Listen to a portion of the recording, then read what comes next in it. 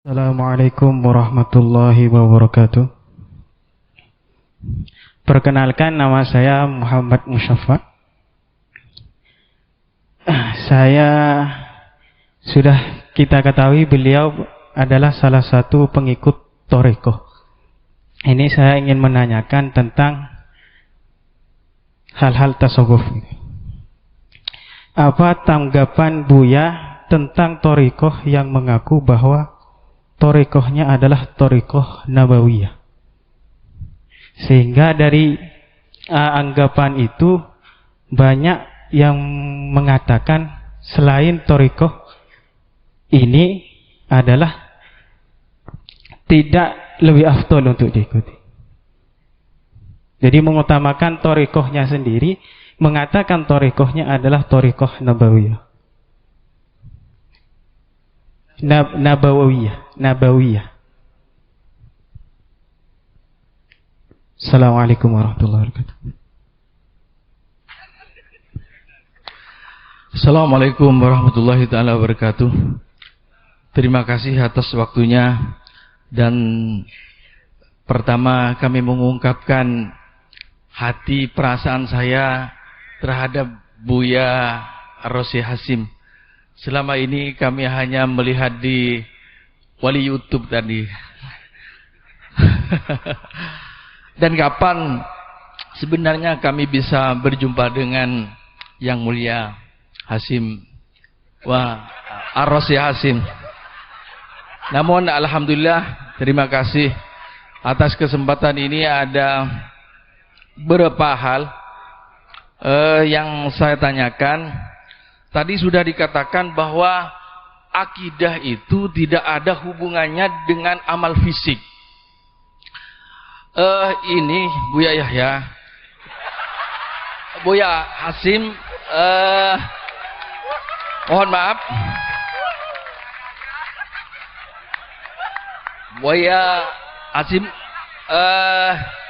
kami kurang paham. Dalam artian kami juga kurang sependapat dengan apa yang diungkapkan oleh Buya. Kenapa? Karena akidah itu, apabila akidahnya baik, maka amalnya dia akan baik. Apabila akidahnya dia buruk, ini pasti amalnya akan buruk. Kenapa tadi dikatakan bahwa akidah itu tidak ada kaitannya dengan amal fisik? Ini. Jadi kalau akidahnya ini baik, maka kami ada keyakinan bahwa amal fisiknya akan baik. Satu contoh, atau kami memberikan analogi yang mulia. Misalkan ada non-muslim, dia sholat, paham? Terima kasih.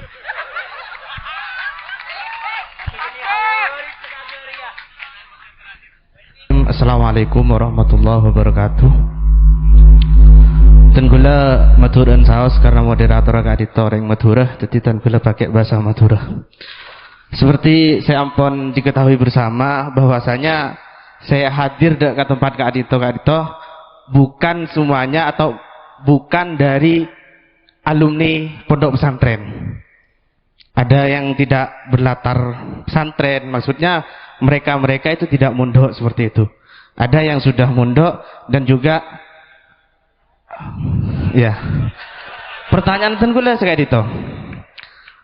Katipun apa tanggapan dari Buya terkait dengan hal yang sering kita lihat di pedesaan terkait dengan perbedaan Ciwidey? Karena tentang aswaja kadito ada yang mengklaim, mohon maaf, ada yang diklaim di suatu organisasi, di suatu ormas, sehingga mengatakan ormas yang lain itu bukan bagian dari aswaja seperti itu. Misal munang Madura kadito, beda orang bukan berlatar NU, bisa dikatakan dianya adalah Muhammadiyah, maka di situ disebut sesat seperti itu. Itu banyak yang terjadi sekarang. Mungkin saya minta tanggapan terkait perbedaan ini.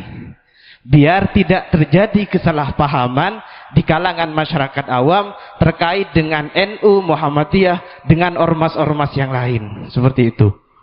Bukan lantas mengkafirkan atau menganggap bahwasanya Muhammadiyah itu bukan Ahlus Sunnah wal Jamaah atau salah seperti itu. Mungkin itu saja yang dapat saya tanyakan. Kurang lebihnya mohon maaf. Billahi taufiq wal hidayah. Assalamualaikum warahmatullahi wabarakatuh.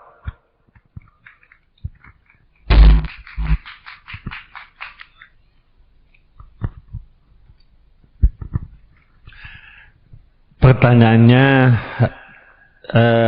sangat bagus semua. Berarti mulai tadi betul-betul menyimak ini, Bu ya. Tidak loyo ini semuanya, tidak tidur dan semangat semuanya.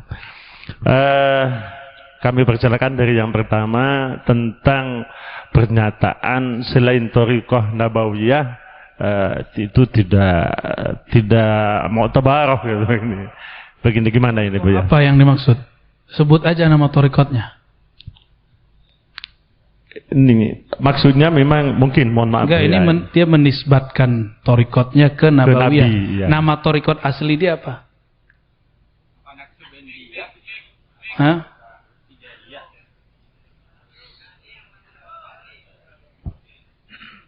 Enggak tahu atau menyembunyikan. Takut ya, takut dibully sama orang Madura ya. Sampean ke orang Madura. Ya, dibully balik ya enggak? Ya. Baik. Kalau ada orang ngomong, tarekatku Nabawiyah, inilah afdalut thariqah. Ini kita tanya dulu definisi Nabawiyah itu apa. Yang ada itu dulu, ada orang berdebat. Ada satu thariqat mengklaim thariqat dia paling Muhammadi, paling Ahmadi. Yang lain tidak. Karena imamnya secara yaqzah, secara sadar pernah bertemu Rasulullah SAW. Oh, kalau begitu saya sering dong. Bukan karena seorang imam sering ketemu Nabi, lalu thariqatnya paling cepat. Ya, wali itu milik Allah. Allah itu maha kaya, suka-suka Allah. Bisa jadi fulan, bisa jadi fulan. Bisa di masa dulu, bisa sekarang. Dan semakin akhir zaman, rasa dan kejadian itu akan tambah sering. Maka kalau ada orang mengklaim thariqat imam saya paling dekat karena dia ketemu Rasul. Betul, imammu, kamu kan belum. Kalau kamu merasakan seperti imammu, baru thariqatmu Muhammadi, Ahmadi, Nabawi, terserah namanya apa lagi. Maduri. Jadi ada thariqah, dia mengklaim thariqatnya paling dekat ke Rasulullah karena langsung ke Nabi Khidir atau langsung ke Nabi Muhammad. Enggak apa-apa, itu kan imamnya. Yang sekarang ini khalifahnya, wakil talqinnya, ustadznya, muqaddamnya, apalagi istilahnya mursyidnya. Dia merasakan sampaikah dia kepada makom imamnya itu. Kalau dia sampai, maka thariqah yang dia pakai sekarang itu juga disebut Muhammadi atau Ahmadi atau Nabawi. Kenapa ke imam itu boleh, ke imam lain nggak boleh? Kan harus ada dalil yang kuat dong, yang mentaksisnya, yang mengkhususkannya. Maka fanatisme ini kadang-kadang berbahaya. Ya, kita tidak boleh fanatik kepada satu imam.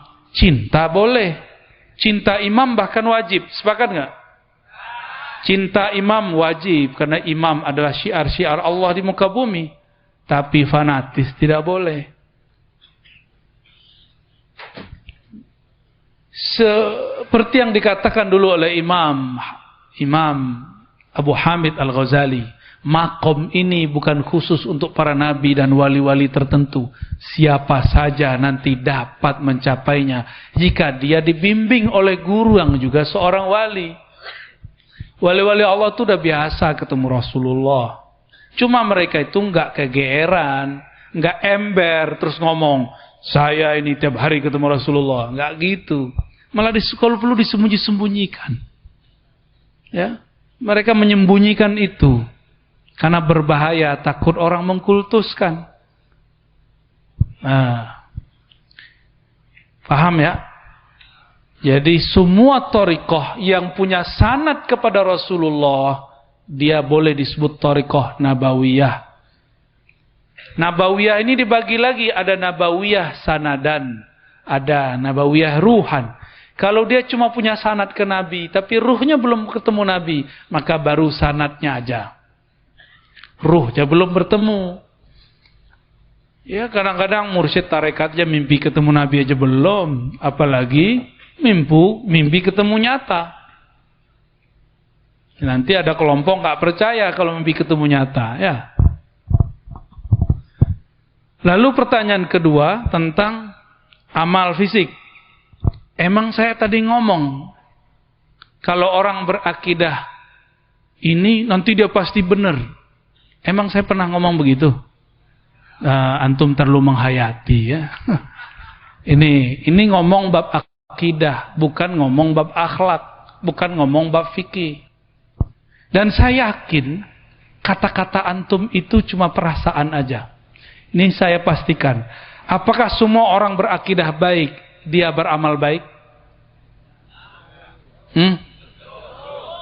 Nuaiman itu pernah minum khamar loh, akidahnya baik. Ketika sahabat Nabi mengatakan, dia kan sahabat Rasul juga. Apa kata mereka? Ya Amirul Mukminin, lapor ke Sayyidina Umar. Uqtulhu, bunuh saja dia. Atau idribhu, pukul aja dia. Apa kata Sayyidina Umar? La, fa innahu yuhibbullaha wa rasulah. Ini Nuaiman walaupun mabuk, dia cinta Allah dan Rasulnya. Imannya benar gak? Lebih tinggi iman antum atau iman Nuaiman? Nuaiman itu satu-satunya orang bisa bikin Nabi ketawa ngakak ya. Ngakaknya Nabi kan cuma giginya yang terlihat, gak bersuara. Ada yang hadir sekarang imannya lebih tinggi dari sahabat, ada gak? Kalau ada kafir, bukan khawarij lagi, munafik minimal. Karena dalam Sahih Bukhari disebutkan, man amina minan nifaq fahuwa munafiq. Siapa yang merasa dirinya aman dari kemunafikan, dialah munafik. Dan Ibnu Abi Mulaikah, Hasan Al-Basri mengatakan, kami bertemu puluhan sahabat Nabi, tidak ada satupun yang mengatakan imani ala imani Jibril, imanku seperti iman Jibril, enggak ada satupun. Saya ulangi pertanyaannya, sahabat Nabi ada yang dosa enggak? Ada tuh Nuaiman. Nuaiman akidahnya benar enggak? Kenapa dia masih berdosa, bermaksiat? Ya, itu tadi akidah Khawarij itu, hati-hati. Khawarij itu memastikan kalau akidah benar orang enggak boleh salah. Mana bisa begitu? Kita ini mahallun nisyan wal khata'. Apa kata Allah Tabaraka wa Ta'ala dalam Al-Hadis Al-Qudsi? Hafalkan hadis ini biar enggak pakai akal-akalan kalau beragama. Kullu bani Adam khata'. Kullu khata'. Setiap anak keturunan Adam itu bersalah, berdosa. Ini Bani Adam atau Bani Syaitan? Bani sama kita ya. Atau Bani Gundruwo? Bani Gundruwo udah kayaknya udah marah-marah ini. Tenang bro. Hujan aja kita minta berhenti-berhenti kok. Masa ente mau deket-deket ya?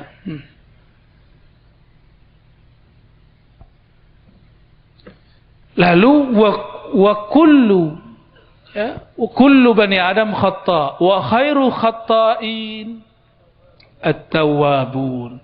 Setiap anak manusia pasti punya salah. Setiap yang bersalah, yang terbaik dari mereka adalah yang bertaubat.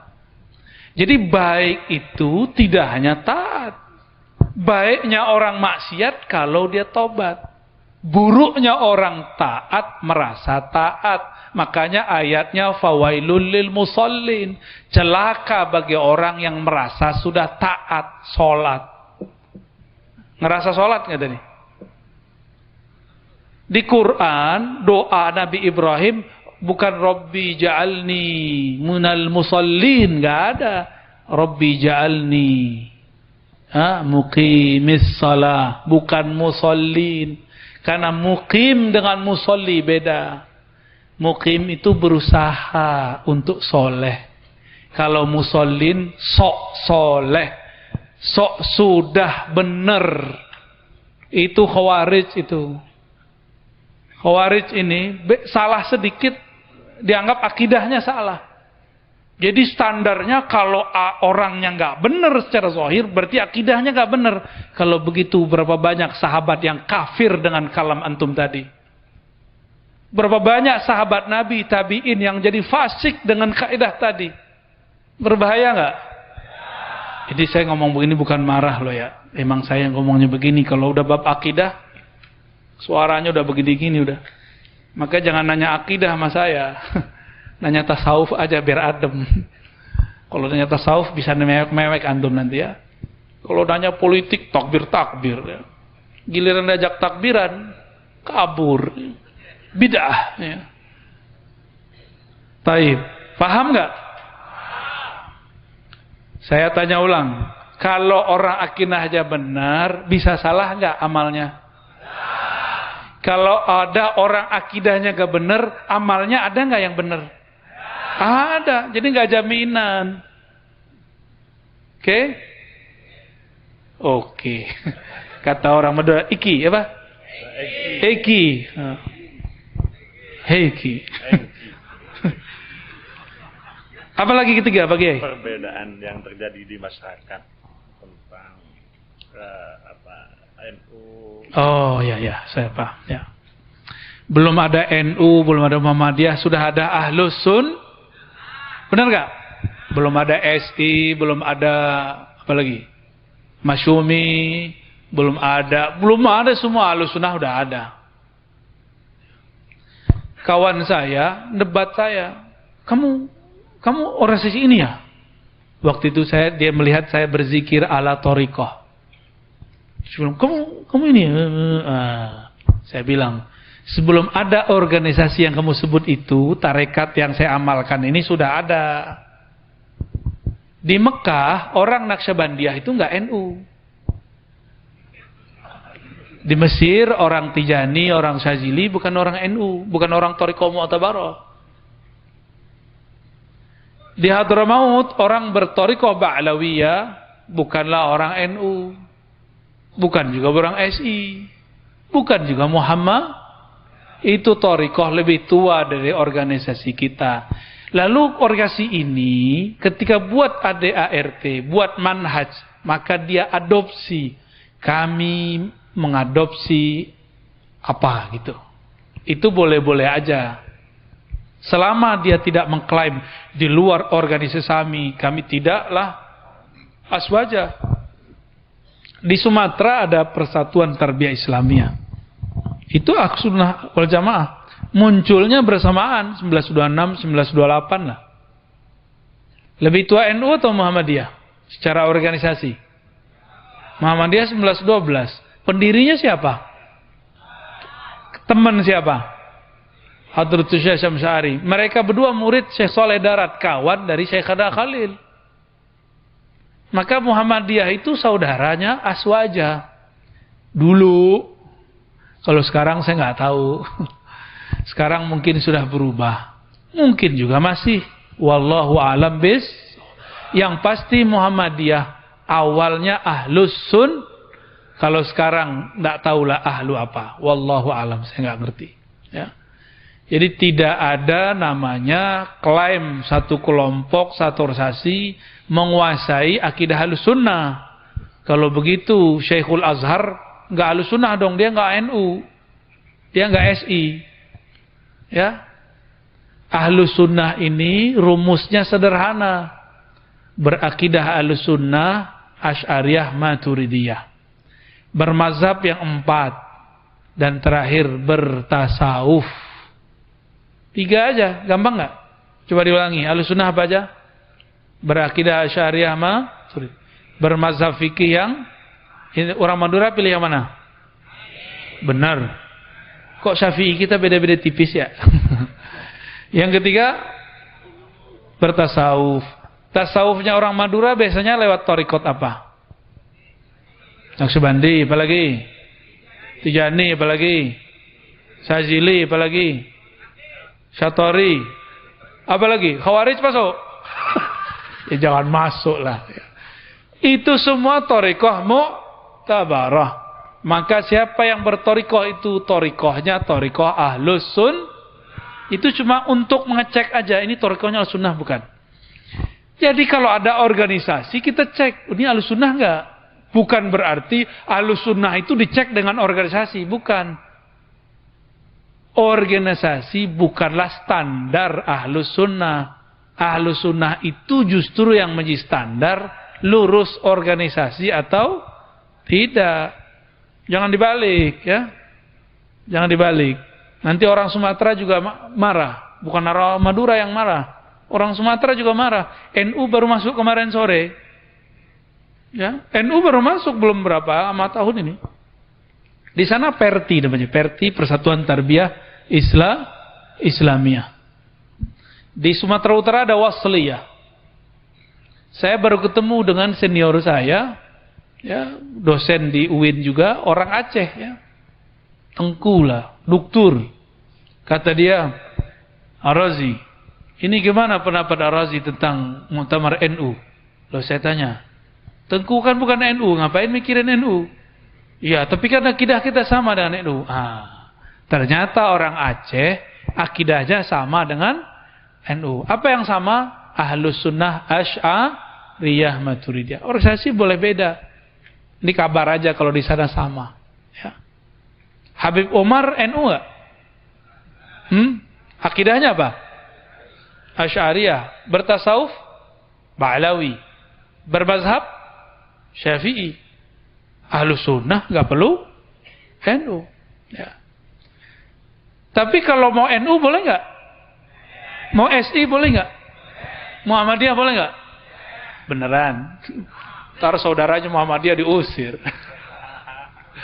Ya, jangan kawin sama dia, Muhammadiyah gitu. Jangan sampai ya. Wallahu a'lam bissawab. Alhamdulillah dengan simpel beliau jelaskan 3 pertanyaan ini sangat luar biasa. Mudah-mudahan bisa dipahami. Yang pertama tadi dari pertanyaan Ustaz Muhammad Musyaffa itu bahwa tidak boleh fanatik terhadap satu imam. Thariqah Nabawiyah itu adalah thariqah yang bersanad kepada Rasulullah sallallahu alaihi wasallam. Thariqah apa saja sudah disebutkan tadi, asalkan sanadnya jelas, baik sanadan atau ruhan, itu masih termasuk kategori thariqah Nabawiyah. Yang kedua tentang akidah tidak ada kaitannya dengan amal fisik.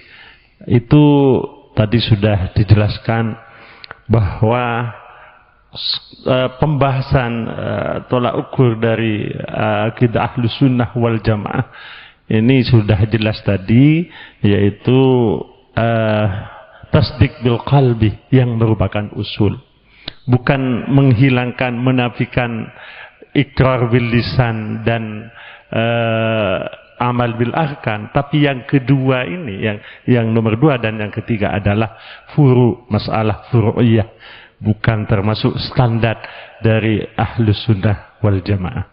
Sedangkan yang terakhir, organisasi ini tanggapan beliau, karena yang ditanyakan tadi tanggapan beliau, organisasi bukan standar dari Ahlus Sunnah wal Jamaah.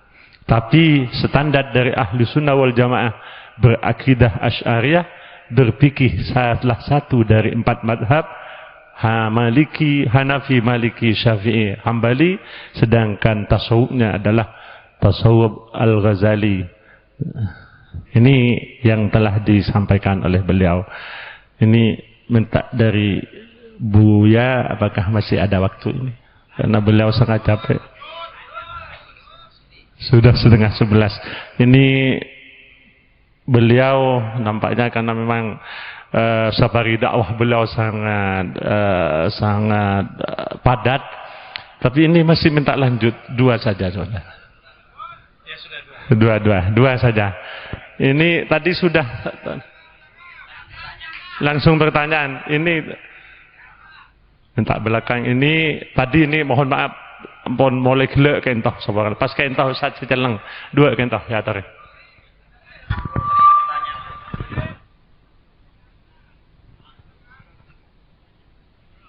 Assalamualaikum warahmatullahi wabarakatuh. Abdul Halik, salah satu pengurus Al-Faizun. Kenapa? Langsung tadi sudah dijelaskan bahwa melafalkan laknat kepada pemimpin itu tidak boleh. Bagaimana kalau mengkritik kebijakan pemimpin yang dianggap tidak sesuai dengan syariat Islam. Yang kedua, dalam kitab yang dikarang oleh Dr. Jamil Abdillah Al-Misri, judul kitabnya Hadirul Alamil Islami, di dalam takbirnya ada kalimat taqaddamal akharun wa ta'akharal muslimun. Umat non muslim itu selalu meningkat, selalu maju, selalu berkembang, sementara umat Islam semakin merosot. Min haitsul asiyasah, dari segi ekonomi wal iktisad. Asiyasah politik wal iktisad, ekonomi, wa teknologi dan teknologi, wa thaqafah dan budaya, wa ma ila dzalik dan sebagainya. Di dalam Al-Qur'an itu ada ayat bunyinya di antara salah satu faktor itu adalah pengaruh awamil dakhiliyah wal kharijiyah, pengaruh internal dan eksternal. Pengaruh internalnya adalah insyikokul muslimina ila farkin. Umat Islam itu menjadi berpecah belah. Ada Syiah, ada Khawarij, ada Ahlus Sunnah wal Jamaah. Pertanyaannya, yang sama-sama Ahlus Sunnah wal Jamaah itu berkaitan dengan perintah Allah untuk wa'tasimu bihablillahi jami'an wa la tafarraqu, tamassaku bidinihi, berpegang teguh atau bersatu dalam mengamalkan syariat Islam. Itu antara ahli sunnah wal jamaah itu saling mengklaim itu perbuatan yang salah, bahkan diklaim radikal atau intoleransi. Katakanlah ada pelaku hizbah amar ma'ruf nahi munkar, padahal akidah mereka itu Ahlus Sunnah, Asy'ariyah, Maturidiyah, fikihnya Imam Syafi'i, tasawufnya Imam Al-Ghazali. Cuman diiklim oleh mereka itu orang yang radikal dan intoleransi. Demikian. Ya, terima kasih. Yang terakhir.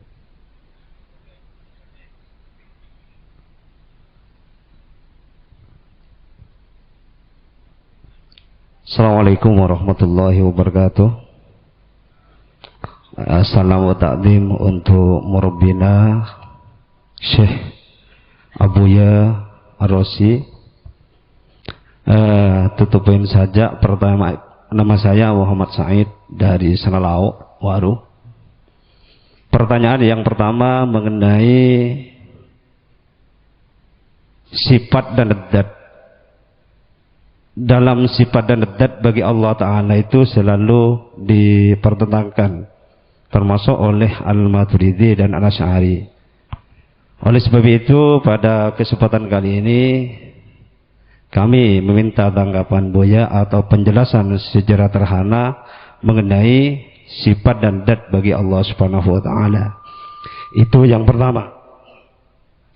Karena di dalam Fathul Majid di situ juga ada sifat yang kurang saya paham, yaitu tentang iradah.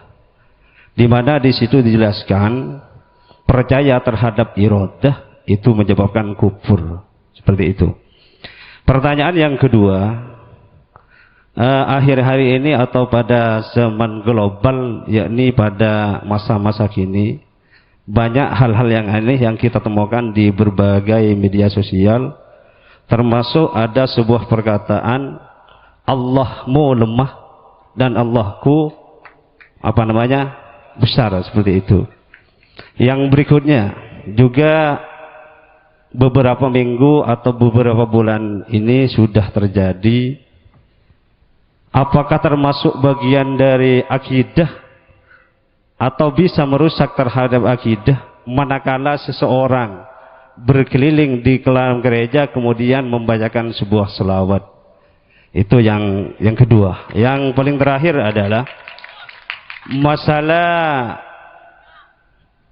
afiliasi terhadap sebuah organisasi. Di situ seolah-olah seseorang menggantungkan diri terhadap sebuah organisasi. Mohon sudah terlalu banyak, nanti mudah-mudahan beliau datang kembali. Iya, terima kasih. Afwan ya Abu ya. Assalamualaikum warahmatullahi wabarakatuh. Waalaikumsalam warahmatullahi wabarakatuh. Saya kira untuk mengefisien waktu, beliau sudah bisa menangkap pertanyaan-pertanyaan tadi. Yang pertama mengkritik pemimpin, yang kedua penyebab kemunduran Islam dari perpecahan yang terjadi. Mohon pencerahan. Dalam hadis yang sahih, ad-dinun nasihah. Hafalkan hadisnya? Coba perhatiin dulu, jangan cuma langsung loncat. Nabi ditanya, "Liman ya Rasulullah?" Faqal, Nabi ku ditanya, "Untuk siapa wahai Rasulullah?" Beliau menjawab, "Lillah." Pertama, kepada Allah. Maka nasihat itu enggak berarti kritik. An-nasihah berarti an-nush, khulusun niyyah ilallah tabaraka ta'ala, ketulusan niat kepada Allah. Jadi sebelum kita negur orang, ngeritik orang, tuluskan dulu niat, hancurkan dulu kesombongan di hati, ademkan dulu emosi, jangan mengkritik dalam emosi, nanti yang masuk syaitan.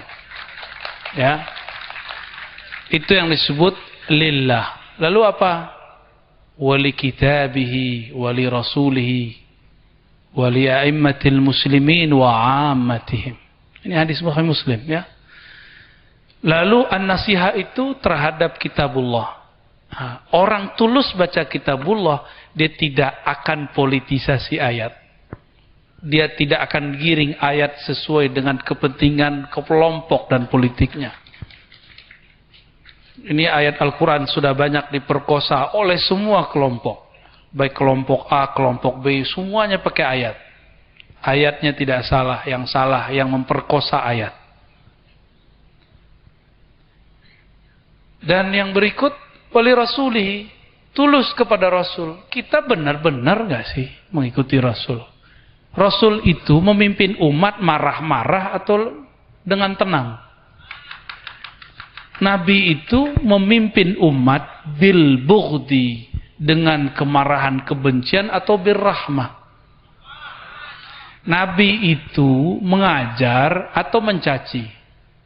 Nabi mengatakan, lastu bitta'an wala bila'an. Aku bukanlah orang yang mencaci maki, apalagi melaknat. Maka siapa yang di luar manhaj ini, fahuwa laisa minar rasul sallallahu alaihi wasallam. Ya, maka dia bukan man ittaba'an Nabi sallallahu alaihi wasallam. Jadi siapa yang kemudian mencaci, memaki, itu enggak masuk berjuang dengan Rasulullah sallallahu alaihi wasallam.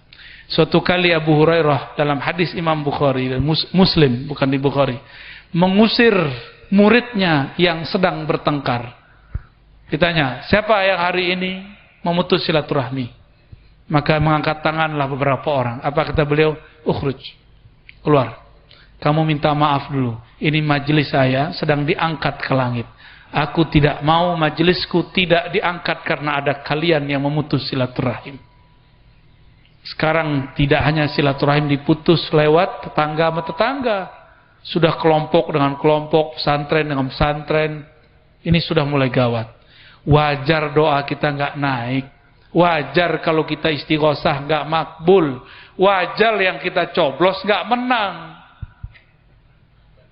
Karena isinya kebencian, memutus silaturahim, ngata-ngatain orang. Saya mikir-mikir panjang setelah baca hadis Abu Hurairah ini. Pantas iman kita mungkin kuat, tapi tidak diangkat oleh Allah Subhanahu wa taala doa-doa kita. Lalu kemudian ulai aimmatil muslimin wa ahmatihim. Baru Allah, kitab, Rasul tulus kepada imam-imam. Tulus mengkritik. Kalau tulus mengkritik, tulus juga membantu. Tulus juga kemudian membangun negeri bersama-sama. Mau nggak teman-teman yang hadir ini negeri kita seperti Suriah? Mau nggak? Kayak Irak mau nggak? Itu mati tak hidup tak mau. Gimana kata orang? Hidup segan mati tak mau. Udah bingung tuh mereka mau hidup. Mau negeri ini diporak-poranda? Kita nggak mau, ya. Maka mengkritiklah dengan ketulusan. Sesuatu yang tulus tembus ke dalam kolbu. Tapi kalau pakai emosi, orang juga males dengerin. Males dia malah menghancurkan kita gitu, mencaci maki. Itu jadinya. Jadi kalau ingin mengkritisi, istighfar dulu, ta'awuz dulu. Jangan-jangan kita mengkritik dengan nafsu. Mengkritiklah dengan an-nasihah, bukan dengan intiqad wal bughd. Dengan mengkritik yang penuh dengan kebencian-kebencian. Ya. Jadi boleh enggak mengkritisi? Bukan boleh lagi, wajib kan ad-dinun nasihah. Kan ini wajib, agama itu wajib isinya nasihat. Ketulusan dalam mengkritik untuk membangun. Ini enggak usah pemimpin lah. Ini antum Ustadz dikritik oleh orang dengan cara, Anda ini tidak benar, sampean ini bacaannya apa ini? Mau nggak digituin? Pasti nggak mau. Apalagi mereka punya kekuasaan, pasti mereka punya harga diri dong. Mereka punya tentara, punya polisi, kita nggak punya. Terus kita coba bentak-bentak, ya gengsi lah mereka dengerin kita. Maka saya mulai mencoba merubah cara mengingatkan pemimpin. Dengan cara an-nasihah, dengan cara ketulusan. Ya, mau nggak sama-sama? Ya, alhamdulillah. Ya. Terus apa lagi, Pak Kiai? Zat dan sifat. Waduh, itu 6 SKS, bro. Ya, itu nanti kalau saya ke Madura lagi, kita buat daurah di pesantren mana, kita bedah itu kitab Fathul Majid. Dan kita ijazahkan sanadnya nanti. Bersambung ke Syekh Nawawi, ke Ahmad Nahrawi. Dan juga sanad akidah ke Imam Asy'ari. Lanjut kepada Rasulullah SAW. Nanti ya, sabar ya. Itu 3 SKS saja nggak cukup. 6 SKS. Ada lagi? Allah lemah. Wah, itu politik gitu ya. Saya nggak ngikut-ngikut itu. Termasuk Tuhan, bukan Arab, itu politik itu. Kita gak usah komen-komen yang begitulah. Ya, kelamaan. Ya, sekarang itu akidah umat mau diganti orang dari sifat 20 menjadi tauhid yang 3. Ya, ini ada pertanyaan. Tolong jelaskan kesalahan trilogi tauhid Wahabi. Loh, kok jadi Wahabi? Betul. Kesalahannya banyak. Karena itulah awal ekstremisme. Itulah awal orang mensyirik-syirikkan Ahlus Sunnah. Contoh pertama, tauhid rububiyah.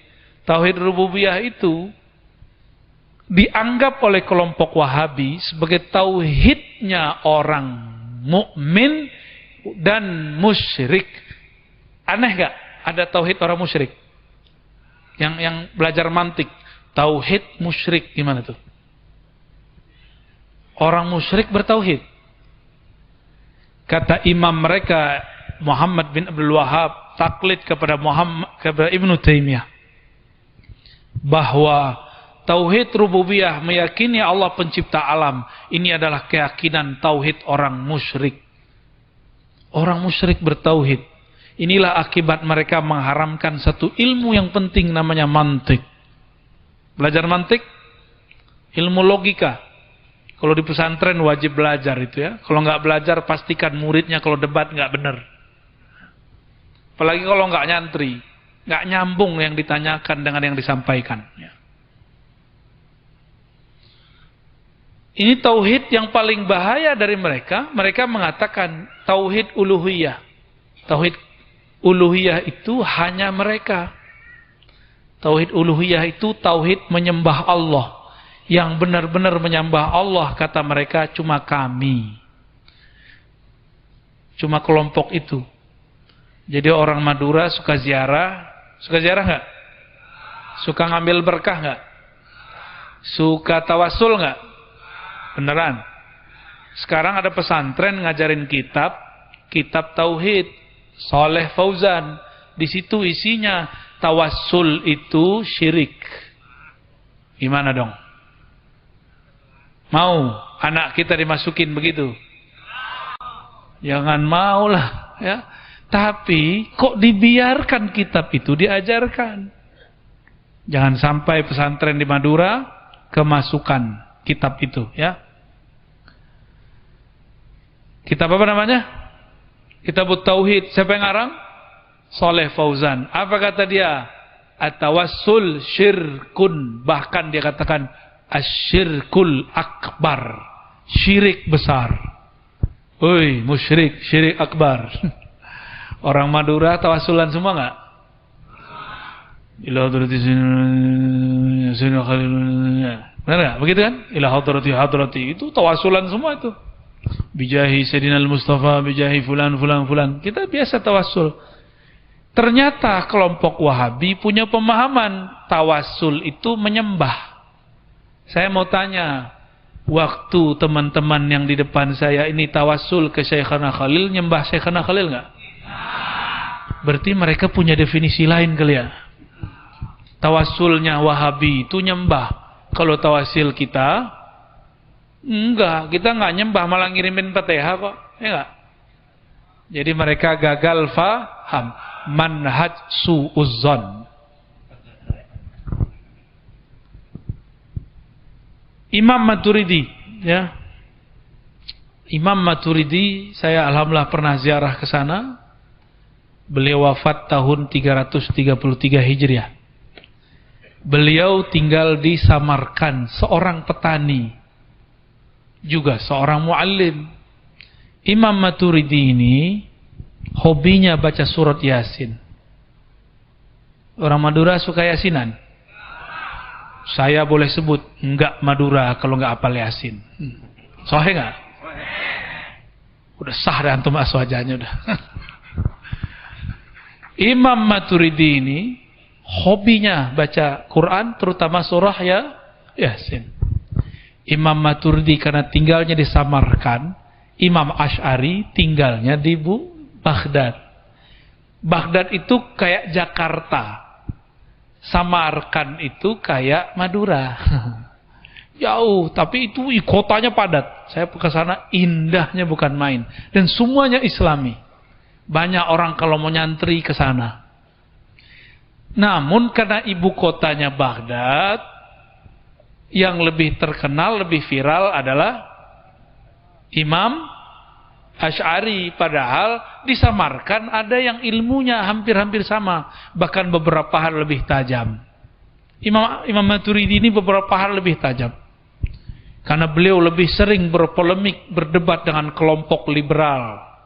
Kalau Imam Asy'ari awal ketemu liberal, terakhir ketemu kelompok ahli hadis yang saklek, kelompok mujassimah, kelompok yang menjisimkan Allah, yang mengatakan Allah menempati aras, Allah berada di langit.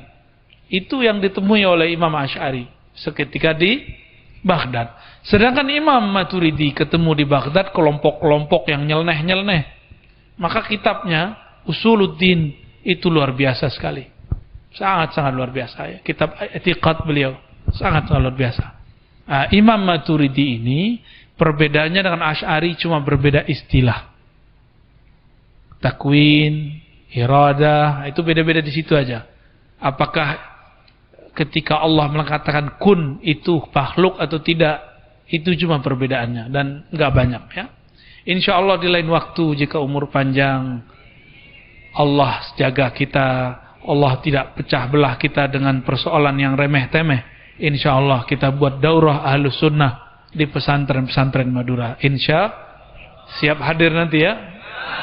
Assalamualaikum warahmatullahi wabarakatuh. warahmatullahi wabarakatuh. mohon barokah doanya juga. Tadi beliau pembina majelis Al-Faizun mohon berkenan kalau tidak memberatkan Pak Buya Ar-Razi, mohon talqin kalimat tauhid. Mudah-mudahan semuanya husnul khatimah. Kalau talqin nggak mungkin habis ngaji begini. Oh gini ya. Palanya panas kan? Bener? Hot gak palanya? Panas. Dikasih talqin meledak kepala kalian. Allah. Ya, jadi kalau talqin itu khusus majelis zikir. Insya Allah nantilah ya. Mudah-mudahan. Nanti kita kalau ada majelis zikir, kita talqin insya Allah. Karena talqin itu butuh kesiapan. Talqin itu menanam biji kalimah di dalam tanah. Kalau tanahnya masih keras, harus digemburin dulu. Ya. Kalau tanahnya masih keras harus digemburin. Kalau tanahnya kering harus disiram dulu. Baca dulu ya Hayyu ya Qayyum, ya, zikir dulu, sholawat yang banyak. Kalau sudah ini rata, nanti kalau ada politik enggak goyang, baru nanti antum siap ditalkin.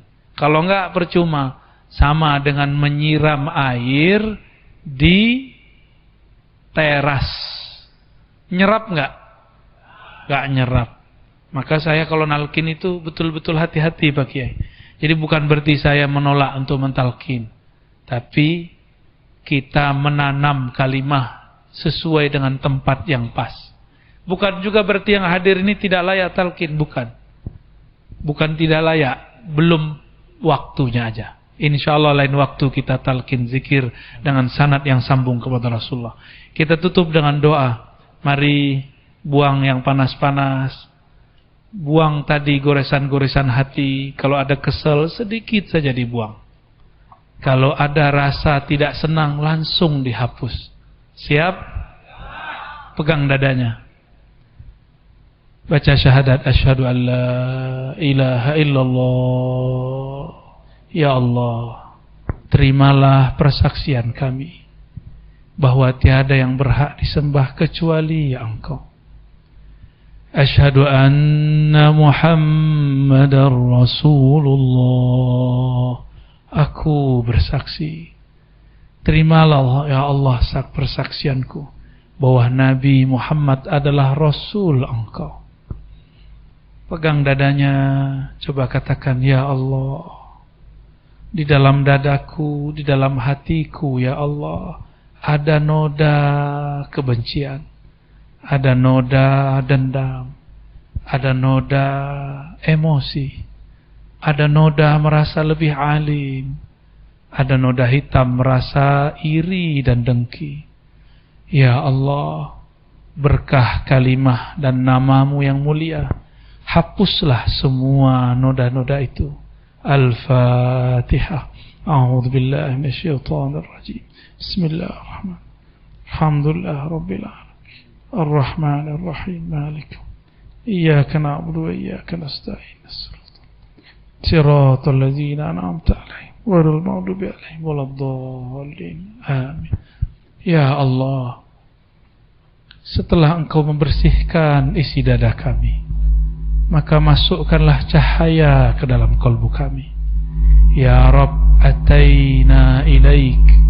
Ya Allah, kami datang kepada Engkau. Wa fi qulubina zulumat. Di dalam kalbu kami ada kegelapan-kegelapan. Fanawwir qulubana binurik. Maka ya Allah, cahayailah kalbu kami malam ini, khusus yang hadir, khusus yang mendengarkan. Berilah cahaya isi dada kami dengan nur Engkau ya Allah. Allahumma nawwir qulubana binuri ma'rifatik. Ya Allah, terangi kalbu kami dengan nur mengenal Engkau, ma'rifat kepada Engkau. Terangi kalbu kami dengan nur husnuzan, berbaik sangka kepada Engkau, berbaik sangka kepada makhluk-makhluk Engkau. Ya Allah, kami telah pegang dada kami ya Allah, tapi masih ada rasa emosi tersimpan ya Allah. Maka dengan rahmat-Mu yang maha luas ya Allah, birahmatikal wasi'ah, fa'aghriqna fi birahmatik, maka lenyapkan semua emosi kami ya Allah dengan kasih sayang Engkau ya Allah. Ya Allah, kalbu kami keras ya Allah, tapi Engkau Maha Latif. Bilutfika ya Latif, dengan kelembutan Engkau ya Allah yang Maha Latif, lembutkan hati kami yang keras ya Allah. Ya Allah, hati kami keras ya Allah. Ketika berzikir tidak terasa ya Allah. Ketika bersolawat tidak bergetar ya Allah. Ketika menyapa Rasulullah tidak ada kerinduan ya Allah. Obati keras hati kami ya Allah. Baca ya Allah, ya Allah, ya Allah, ya Allah. Rahmati kami yang hadir ya Allah. Rahmati guru-guru kami ya Allah, ulama-ulama kami ya Allah. Rahmati pemimpin-pemimpin kami meskipun kami kadang tidak suka ya Allah. Semoga dengan itu rahmat Engkau meluas kepada kami ya Allah. Ya Allah, tutup aib kami ya Allah. Dalam mata ini ada aib ya Allah. Dalam pikiran kami, di hati kami, di tangan kami, di kaki kami, di sekujur tubuh kami ada aib ya Allah. Hanya ampunan-Mu yang dapat menutupi aib ini ya Allah. Fasturna ya Sattar, fasturna ya Sattar bisitrikal jamil. Maka tutupi kami ya Allah, hiasi kami ya Allah dengan nur-Mu yang indah, dengan nama-nama-Mu yang indah. Ampunkan silap lidah kami ya Allah, ampunkan salah langkah kami ya Allah, ampunkan amal kami yang tidak sempurna ya Allah. Ampunkan su'ul adab kami ya Allah. Rabbana atina fid dunya hasanah wa fil akhirati hasanah wa qina adzabannar. Alhamdulillahi rabbil alamin. Wa sallallahu ala sayidina Muhammad. Subhanakallahumma wa bihamdika asyhadu an la ilaha illa anta astaghfiruka wa atubu ilaih. Mohon maaf jika ada yang tersinggung ya. Jangan tersinggung ya. Siap enggak tersinggung? Alhamdulillah. Assalamualaikum warahmatullahi wabarakatuh.